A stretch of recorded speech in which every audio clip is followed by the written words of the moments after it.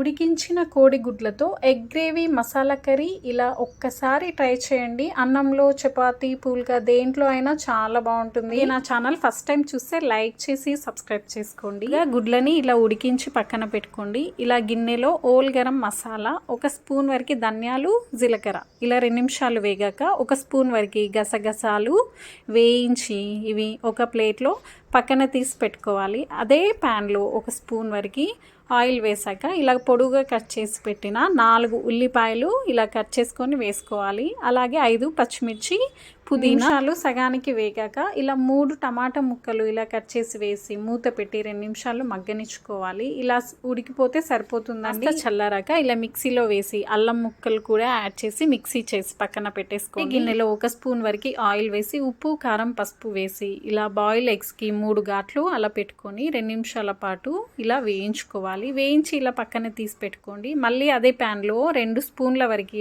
Oil వేసి ఆవాలు, జీలకర్ర ఇంకా ఫ్రెష్ కరివేపాకు ఇలా వేసి మీకు తినే కారాన్ని బట్టి కారం యాడ్ చేసుకోండి. నేను 1.5 స్పూన్ కారం యాడ్ చేశాను. అలాగే ముందుగా మిక్సీ పట్టి పెట్టుకున్న మిశ్రమాన్ని దీంట్లో యాడ్ చేసి మసాలాలు కూడా వేసాక 1/2 గ్లాస్ వాటర్ వేసుకోండి.